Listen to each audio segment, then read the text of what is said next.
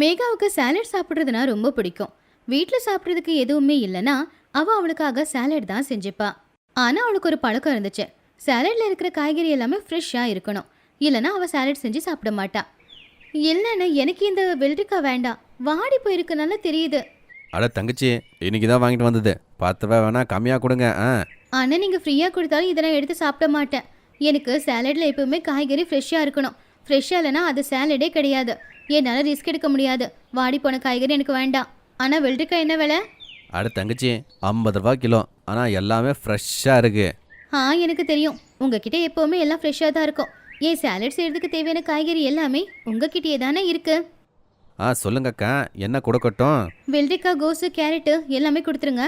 தங்கச்சி, எனக்கு 2 காய்கறி அதிகமாக எடுத்துகிட்டு வந்திருக்கேன், அதுவும் கொடுக்கட்டேன்? கொடுங்க. பச்சை காய்கறி எதுவாக இருந்தாலும் சரி, சாலடில் போட்டு நான் சாப்பிட்ருவேன். நாளைக்கு வாங்கிட்டு வந்து வைங்க, நான் வந்து வாங்கிக்கிறேன். அட தங்கச்சி, இனிமேல் நீ வர தேவையே இல்லை. உங்கள் வீடு எங்கே இருக்குன்னு சொல்லு, நானே காய்கறி எல்லாத்தையும் எடுத்துகிட்டு வந்து ஃப்ரெஷ்ஷாக உங்களுக்கு கொடுத்துட்டு போயிடுறேன், சரியா? இது நல்ல ஐடியா தான். அப்படின்னா நாளையிலேருந்து நீங்கள் எங்கள் வீட்டுக்கே வந்து சாலடுக்கு தேவையான காய்கறி எல்லாம் கொடுத்துருங்க. அடுத்த நாள்லேருந்து காய்கறி வண்டிக்காரன் மேகாவோட வீட்டுக்கு போய் காய்கறி விற்க ஆரம்பித்தான். மேகாவுக்கு மார்க்கெட் போக வேண்டிய அவசியமும் இல்லை. தினமும் ஃப்ரெஷ்ஷான காய்கறி வச்சு ஃப்ரெஷ்ஷான சாலட் பண்ணி சாப்பிட ஆரம்பித்தான். ஒரு நாள் காய்கறி வண்டிக்காரன் காய்கறி விற்கிறதுக்காக மேகாவோட வீட்டுக்கு வந்தப்போ மேகாவோட வீடு பூட்டு போட்டிருந்துச்சு. அண்ணன், இன்னைக்கு மேகாவுக்கு நிச்சயதார்த்தம், அவங்க எல்லாரும் ஹோட்டலுக்கு போயிருக்காங்க. அப்படியா? சரி சரி, நான் நாளைக்கு வரேன் அப்படின்னு சொல்லி காய்கறிக்காரன் போயிட்டான். மேகாவோட கல்யாணம் நிச்சயமானதுனால அவ கல்யாணத்துக்கு தேவையான எல்லாம் வாங்க ஆரம்பிச்சா. மேகா அக்கா, காய்கறி வண்டிக்காரன் வந்து காய்கறி எல்லாம் கொடுத்துட்டு போயிருக்கான். வீட்டில் நீங்கள் இல்லையா, அதனால எல்லாத்தையும் நான் வச்சிருந்தேன். நல்லதா போச்சுக்கா, அதை கொண்டு போய் வீட்டில் வைங்க. சாலட் சாப்பிட்டு ரொம்ப நாள் ஆச்சு. சாலட் செய்கிறதுக்கு எனக்கு நேரம் கிடைக்கல, ஷாப்பிங்கில் பிஸி ஆகிட்டேன். காய்கறி அண்ணன் ரொம்ப நல்லவர், நான் போய் அவருக்கு காசு கொடுத்துட்டு வரேன். அட, இப்போவே போய் குடிக்கணும்னு என்ன அவசியம் இருக்குது? நாளைக்கு நமக்கு ஷாப்பிங் எல்லாம் எதுவும் இல்லை, நம்ம வீட்டில் தானே இருப்போம். நீ போய் ரெஸ்ட் எடு, நாளைக்கு பணத்தை கொடுத்துக்கலாம்.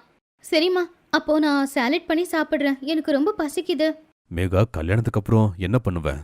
இங்க ஒரு காய்கறிக்காரனை ஆர்டர் பண்ணி வச்சிருக்கேன். அவ டெய்லி பச்சை காய்கறி எல்லாம் கொடுத்துட்டே இருக்கா. கல்யாணத்துக்கு அப்புறம் அங்க எப்படி இருக்குமோ என்னவோ தெரியல. ஒவ்வொரு வாட்டியும் ஃப்ரெஷ்ஷான காய்கறி கிடைக்கலனா என்ன பண்ணுவேன்? யோசி கொஞ்சம். இதுல என்னப்பா இருக்கு? அங்க யாராச்சும் காய்கறி கடைக்காரன் இருப்பான்ல, இவர் எப்படி வீட்டில் வந்து கொடுக்க போறாரோ அவனும் அப்படியே வீட்டில் வந்து கொடுக்க போறான். கொஞ்சம் கொஞ்சமா மேகாவோட கல்யாண நாளும் வந்துருச்சு. ஒரு நாள் காய்கறி வண்டிக்காரன் மேகாவுக்கு சாலட்க்கு காய்கறி கொடுக்க வரும்போது மேகா அவனுக்கு பணத்தை கொடுத்தா. ஹரி அண்ணன், நாளைக்கு என்னோட கல்யாணம். இதுக்கப்புறம் உங்ககிட்ட சாலட் காய்கறி வாங்குறதுக்கு நான் வரமாட்டேன். ஆனா அம்மா சொன்னாங்க, அடிக்கடி உங்ககிட்ட வந்து அவங்க காய்கறி வாங்கிக்கிறாங்களாம். அட, ஒன்றும் கவலைப்படாத தங்கச்சி, இனிமே உங்க அம்மாவுக்கு நான் காய்கறி விற்கிறேன். அப்புறம் கல்யாணம் ஆக போகுது, நல்வாழ்த்துக்கள் தங்கச்சி. இன்னைக்கு நீங்க காய்கறிக்கு காசு கொடுக்க தேவையே இல்லை. இத்தனை நாள் என்கிட்ட காய்கறி எல்லாம் வாங்கிக்கிட்டே இருக்கீங்க. நீங்க எனக்கு தங்கச்சி, ஏதாச்சும் கொடுக்குற அளவுக்கு நான் பணக்கார இல்லை. என்னால முடிஞ்சது இன்னைக்கு காய்கறி மட்டும் உங்களுக்கு அன்பளிப்பா கொடுக்குறேன். ஹரிமோகன் சொன்னது கேட்டு மேகா சிரிச்சுக்கிட்டு இருந்தான். சில நாட்களுக்கு அப்புறமா மேகா கல்யாணமாகி தன்னுடைய மாமியார் வீட்டுக்கு போயிட்டான். அங்க போயும் அவன் எப்பவுமே அந்த சாலட் தான் விரும்பி சாப்பிட்டுக்கிட்டு இருந்தான். மேகா மருமகளுக்கு சலாட் சாப்பிடுறது ரொம்ப பிடிக்கும், அதனால சந்தையில பச்சை காய்கறி எல்லாம் வாங்கிட்டு வந்திருக்கேன். நல்லதா போச்சு, நீங்க காய்கறி வாங்கிட்டு வந்துட்டீங்க.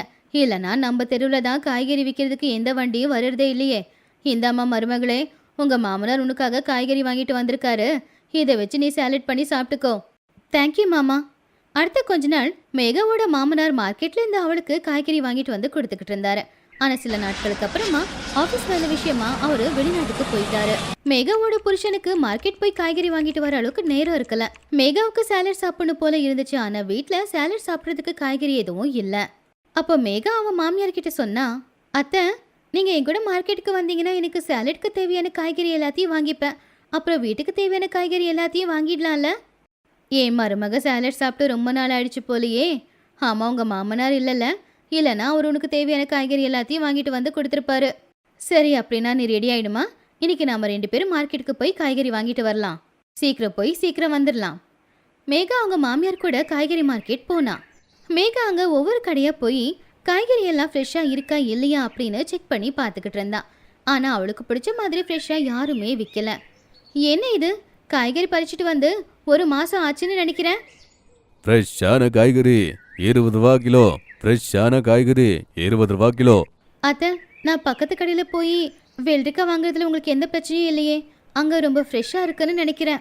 மேகா, நீ காய்கறியை பார்க்கும்போது எனக்கு தெரியுது நீ காய்கறி வாங்குறதுல நல்ல திறமசாலி அப்படின்னு. உங்கள் மாமனாரும் இப்படி தான், நல்லா இருந்தால் தான் வாங்குவார், இல்லைனா காய்கறியை சுத்தமாக வாங்கவே மாட்டார். கம்மி விலையில் காய்கறி விற்கிற நிறைய கடைங்க இருக்கும். ஆனால் உங்கள் மாமனார் எப்போவுமே கம்மி விலை கொடுத்து வாடி போன காய்கறியை வாங்கிட்டு வந்ததே இல்லை. விலை அதிகமானாலும் பரவாயில்லன்னு நல்ல காய்கறி தான் வாங்கிட்டு வருவார். நீயும் அவர் மாதிரியே இருக்க. உன்னை பார்த்தா சந்தோஷமா இருக்கு. போ, உனக்கு என்ன காய்கறி வேணுமோ எது வேணும்னாலும் வாங்கிக்கோ. அப்போ அந்த பக்கமா வந்த ஒரு பையன் மேகாவோட மாமியார் கையில் இருக்கிற ஒரு செயினை பிடுங்கிட்டு போனான். ஐயோ, என் தங்க செயின், ஐயோ திருடிக்கிட்டு போறான், யாராவது ஒன்று பிடிங்க பிடிங்க. அத்தை, ஏனாச்சு? யாரோ ஒருத்தன் கழுத்தில் இருக்கிற செயினை பிடுங்கிக்கிட்டு போயிட்டாமா. ஐயோ, கழுத்தில் அடிபட்டிருக்கு போல, யாருன்னு தெரியலையே அவன். இப்பெல்லாம் இந்த மாதிரி திருடனுங்க நிறைய பேர் சுத்திக்கிட்டு இருக்காங்க. தங்க செயின் போட்டுட்டு வர்றதுக்கே இப்பெல்லாம் ரொம்ப பயமா தான் இருக்கு. அப்போ திடீர்னு போலீஸ்காரங்க அந்த திருடனை பிடிச்சி கூட்டிக்கிட்டு வந்தாங்க. அவங்க கூட இன்னொரு ஆளும் நின்றுக்கிட்டு இருந்தான். இந்தாங்க உங்க தங்க செயின். இந்த காய்கறிக்காரன் தான் இவனை பிடிச்சி கொடுத்தாங்க. அந்த பக்கம் போகும்போது கத்தி பிடிச்சி கொடுத்தான். அண்ணன், நீங்க இங்க என்ன பண்றீங்க? தங்கச்சி, நீயா? மேகா, இந்த காய்கறி கடைக்காரனை உனக்கு எப்படி தெரியும்? அத்தை, இவர் பேரு ஹரிமோகன். எங்க ஏரியால தினமும் எங்க வீட்டுக்கு வந்து காய்கறி விற்கிறவர். இவர்கிட்ட தான் நாங்க எல்லாருமே காய்கறி வாங்குவோம். அண்ணன், எங்க அத்தையோட செயினை காப்பாத்தி கொடுத்ததுக்கு உங்களுக்கு ரொம்ப தேங்க்ஸ் அண்ணன். சரி, நான் போயிட்டு வரேன். டேய் வாடா, செயின் ஸ்நாச்சிங் பண்றியா? ஜெயில வந்து பண்ணுவா. தங்கச்சி, சாதாரணமா என்ன பண்ணணுமோ அதான் நான் பண்ணேன். நீங்க இந்த மார்க்கெட்லயே காய்கறி வித்துக்கிட்டு இருக்கீங்க? ஆமா ஆமா, இப்போ இங்க வந்துட்டேன். ரொம்ப ரொம்ப நன்றிப்பா. இந்த காலத்துல உன்ன மாதிரி நல்ல மனசு இருக்கிற ஆட்கள் கம்மியா இருக்காங்க. அண்ணா, நீங்க இங்க காய்கறி விற்கிறீங்கன்னா எங்க மாமியார் வீட்டு அட்ரஸும் நான் கொடுக்குறேன். நீங்க இதுக்கு முன்னாடி எனக்கு கொடுத்துக்கிட்டு இருந்த மாதிரி அந்த வீட்டுக்கும் காய்கறி டெலிவரி கொடுத்துடுறீங்களா? எங்க மாமா தான் தினமும் மார்க்கெட்டுக்கு வந்துட்டு போறாரு. ஆனா உங்க மேல எனக்கு நம்பிக்கை இருக்கு. நீங்க நிச்சயமா நல்ல காய்கறியை தான் கொண்டு வந்து கொடுப்பீங்க. ஆமா தங்கச்சி, நீங்க ஊன்னு சொல்லுங்க, உங்க வீட்டுக்கு எல்லா காய்கறியும் வந்துடும். கொஞ்ச நாளுக்கு அப்புறமா மேகா ஹரிமோகன் கிட்ட காய்கறி வளர்க்குறது எப்படி அப்படிங்கிற டிப்ஸ் எல்லாத்தையும் கேட்க ஆரம்பிச்சான். அதுக்கப்புறம் கிச்சன்ல ஒரு பக்கத்துல அவ கொஞ்சமா மண்ணை போட்டு அங்க காய்கறி வளர்க்க ஆரம்பிச்சான். கொஞ்சம் கொஞ்சமா நல்ல பச்சை பசேல்னு காய்கறியும் வளர ஆரம்பிச்சுது. சாலட்க்கு தேவையான சில காய்கறிகளை மேகாவை வளர்த்துக்கிட்டு அதை பயன்படுத்திக்கிட்டு இருந்தான். மற்ற காய்கறி எல்லாத்தையுமே ஹரிமோகன் கிட்ட அவ வாங்கி சமைச்சுக்கிட்டு இருந்தான்.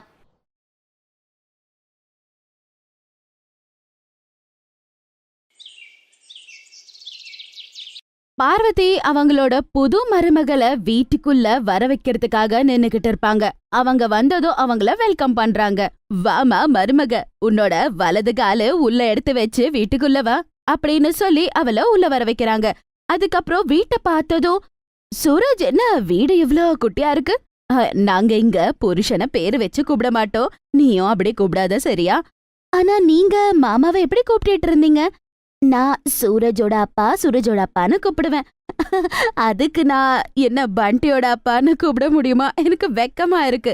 நீ இருக்க பாரு. ரொம்ப கலாய்ச்சிட்டு தான் இருப்ப. வாங்க போங்கன்னு கூப்பிடு.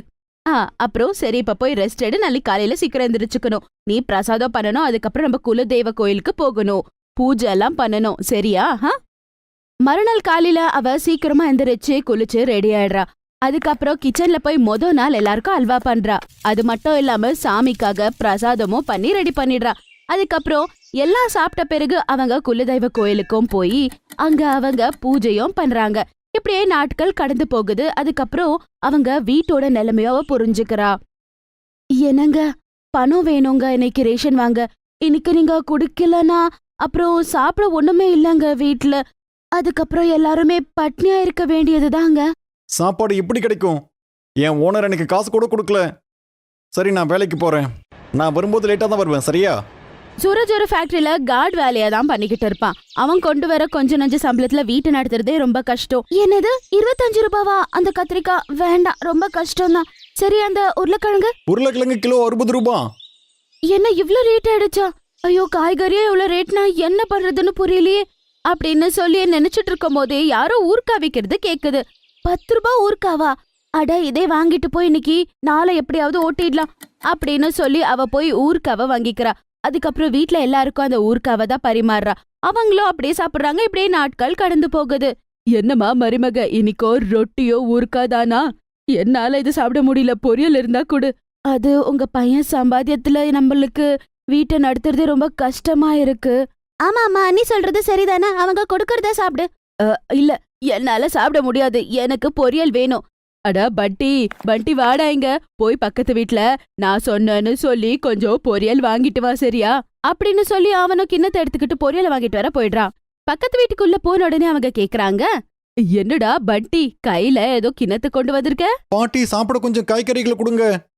அவ என்னன்னு யோசிக்கிறானா, ஆஹா, இன்னைக்கு இந்த பொம்பளைக்கு கொடுத்தோனோ அதுக்கப்புறம் நாளைக்கோ மறுபடியும் பொரியலுக்கு அனுப்புவா. சரி சரி, ஃப்ரிட்ஜ்ல எப்படியோ கெட்டு போனதை வச்சிருக்கோன்னு நினைக்கிறேன், அதுவே கொடுக்கலாம் அப்படின்னு சொல்லி கெட்டு போனதை கொடுத்துடுறா. அவங்களும் தெரியாம அத்தை சாப்பிட்டுடுறாங்க. அதுக்கப்புறம் இட்கே நாட்கள் கடந்து போகுது. காலையில மறுபடியும் அவ போய் உருளைக்கிழங்க மட்டும் வாங்கிட்டு வரா. அது மட்டும் அவங்க மாமியாருக்கு மட்டும் ஆகுற மாதிரி செஞ்சு கொடுக்கறா. அதுக்கப்புறம் ஒரு நாள் தினமும் இப்படியே காய்கறி பத்தி யோசிச்சு யோசிச்சு எனக்கு தலையே கெட்டு போயிருக்கு. ஏன் ஊர்லனா நல்ல இடம் இருக்கும், நாங்களே காய்கறிய விளைச்சு அழகா அதை சாப்பிட்டுப்போம். ஆனா இங்க ரொம்ப கஷ்டமா இருக்கே, இந்த சிட்டில இடம் கூட இல்லைன்னு என்ன பண்றது? சரி, யோசிச்சாலும் என்ன பண்ண முடியும்? ஏதோம் பண்ண முடியாது, காய்கறியும் விளக்க முடியாது, அவ்வளவுதான். அதுக்கப்புறம் அவ வீட்டு வேலைய செய்ய ஆரம்பிச்சிடுறா. ஆனாலும் இந்த காய்கறி பத்தி தான் அவன் மைண்ட்ல ஓடிட்டு இருக்கோம். அதுக்கப்புறம் அன்னைக்கு சாயங்காலம் துணி காய போடலான்னு சொல்லி அவ மொட்டை மாடிக்கு போய் பாக்குறா. காலியா இருக்க இடத்த பாக்குறா. அட மரமண்ட, என்ன இவ்வளவு குகுவா இருந்திருக்க, வீட்டு மேல இவ்வளவு இடம் இருக்கு, இங்க ஏன் நான் ஏன் வளர்க்க கூடாது அப்படின்னு யோசிச்சு மறு வேலையாவே அவ அந்த காய்கறி வளர்க்கறதுக்கு என்னென்ன பண்ணணுமோ அந்த வேலைய பண்ணி ஆரம்பிச்சிடுறா. அதுக்கப்புறம் அவ ரொம்பவே நல்லா பாத்துக்கிறா அந்த செடிகளை. கொஞ்ச நாள்லயே அந்த செடிகள்ல ரொம்ப அழகா காய்கறி வந்து வளருது. அம்மா, காய்கறிகள் ரொம்ப நல்லா இருக்கு, டேஸ்டியா இருக்கு. ஆமா, உண்மையாதான், சாப்பாடு நிஜமா ரொம்ப நல்லா இருந்தது. அட வா, நிஜமா இது எவ்வளவு ருச்சியா இருக்கு தெரியுமா? நம்மளே வளர்த்து சாப்பிட்டா அவ்வளவு ருசியா இருக்கும். எப்படி தோணுதுன்னா, எங்க ஊர்ல சின்னதுல நாங்க வளர்த்து சாப்பிட்ட மாதிரி எனக்கு அதே ருச்சியா இருக்கு. அது இன்னொரு விஷயம், சிட்டில மொட்டை மாடியில காய்கறி வளர்க்கறது ரொம்பவே கஷ்டம். ஆனா நீ ரொம்ப நல்ல வேலை பண்ணிருக்கம்மா, நிஜமா ரொம்ப பெருமையா இருக்கு. இந்த சிட்டில வாங்குற காய்கறிங்க எங்க இருந்தோ வருது, நம்ம வாங்குறதுக்குள்ள அந்த காய்கறி கெட்டு போகுது. ஆனா இது ருசியா இருக்கு. சோனம்க்கு கூட அவ வளர்த்துட்டு இருக்க அந்த செடிங்களை கண்டாலே ரொம்ப பிடிக்கும். அவ எப்ப பாரு ஃப்ரீ டைம் இருந்தா அங்க போய் அவளோட டைம் ஸ்பெண்ட் பண்ணுவா. நீ ரொம்பவே கடின உழைப்பாளி சோனம். இன்னைக்கு உன்னாலதான் இந்த காய்கறிகளை நாங்க இன்னைக்கு சாப்பிட்றோம். இந்த சாப்பாடு உன்னாலதான் நாங்க சாப்பிட்றோம், தெரியுமா? அப்புறம் கமலா ஒரு நாள் வீட்டுக்கு வருவா. அம்மா சோனம், ஏதாவது காய்கறி இருந்தா கொஞ்சம் கொடுமா, வீட்ல காய்கறி வேற காலி ஆயிடுச்சு, இப்ப வெயிலா இருக்கு, மார்க்கெட்டுக்கு போக முடியாதுமா என்னால. ஆஹா, வாங்க வாங்க, உங்களுக்கு காய்கறி இல்லையா? அன்னைக்கு நீங்க கொட்டிங்களே கெட்டு போன பொரியல், அதே மாதிரி கெட்டு போன காய்கறி இருக்கு, எடுத்துட்டு போங்க. ஆஹா, அன்னைக்கு நான் எவ்வளவு கஷ்டப்பட்டேன்னு எனக்கு தான் தெரியும். என்ன மன்னிச்சிடுங்க, நான் பண்ணது தப்புதான், நான் அப்படி பண்ணிருக்க கூடாது. பரவாயில்ல சித்தி, வாங்க உட்காருங்க, காய்கறி கொண்டு வரேன் அப்படின்னு சொல்லிட்டு அவ கத்திரிக்காய் பறிச்சுட்டு வந்து அவங்களுக்கு கொடுக்கறா. ரொம்ப ருசியா இருக்குன்னு சொல்லி மறுநாள் வராங்க. அம்மா சோனம், எனக்கு காய்கறி கொடுக்கறியா? ரொம்ப ருசியா இருந்ததுமா, மார்க்கெட்ல வாங்குறதோ நல்லா இல்ல, நீ காய்கறி கொடு, அதுக்கான பணத்தை கூட வாங்கிக்கோமா. எப்படி நான் சொல்றது நல்லது தானே? இல்ல சித்தி, பரவாயில்ல, நான் காய்கறி கொண்டு வர பணம் இல்ல, வேண்டாம் அப்படின்னு சொல்லி அவ தேவையான காய்கறி கொண்டு வந்து கொடுக்கறா. அவங்களும் அதுக்கான பணத்தை அவங்களுக்கு கொடுக்கறா. நீ கஷ்டப்பட்டு காய்கறி வளர்த்ததுக்கான பணம், நீ எப்படி இருந்தாலும் மார்க்கெட்ல போய் வாங்கிட்டு வருவோம், அதுக்கு பணம் கொடுக்கணும்ல. இனிமே நான் என்ன பண்றேன், அதே பணத்தை உனக்கு கொடுத்துட்டு இந்த ருசியான காய்கறி வாங்கிக்கிறேனே அப்படின்னு அவங்க சொன்னதும் இவளுக்கு ஒரு நல்ல ஐடியான்னு தோணுது. அதுக்கப்புறம் வீட்டு வெளியவே அவ என்ன பண்றானா, நல்ல ஃப்ரெஷ்ஷான காய்கறி அப்படின்னு சொல்லி ஒரு போர்டை போட்டுடுறா. அதுக்கப்புறம் நிறைய பேர் அங்க காய்கறி வாங்கறதுக்கு வராங்க. அவ அத வச்சு சம்பாதனையும் பண்ணிக்கிட்டு இருந்தா. சொன்னவ, எனக்கு 2 கேஜி சீத்தாப்பழம், அதுக்கப்புறம் காய்கறியும் கொடுத்துடுங்க, சரியா? இதுமா இப்பவே கொடுக்கறேன், சரியா? உங்களாலதான் நாங்க ரொம்ப ஃப்ரெஷ்ஷான காய்கறிங்க சாப்பிடுறோம், இந்தாங்க இந்த 300 ரூபாய் அப்படின்னு சொல்லி கொடுக்கறாங்க. அந்த வீட்ல அவங்களோட நிலைமையே மாறிடுச்சு. வீட்ல உட்காந்து ஃப்ரீயான காய்கறி சாப்பிடுறது இல்லாம வியாபாரமும் நல்லா நடக்கும். இப்ப வீட்டு செலவு எல்லாமே சோனம் நல்லபடியா பாத்துக்கிட்டாங்க. சூரஜ் சம்பாதிச்சது அவங்க சேவ் பண்ணாங்க. இப்படி அவங்க வாழ்க்கை நல்லபடியா போச்சு. Thanks for watching.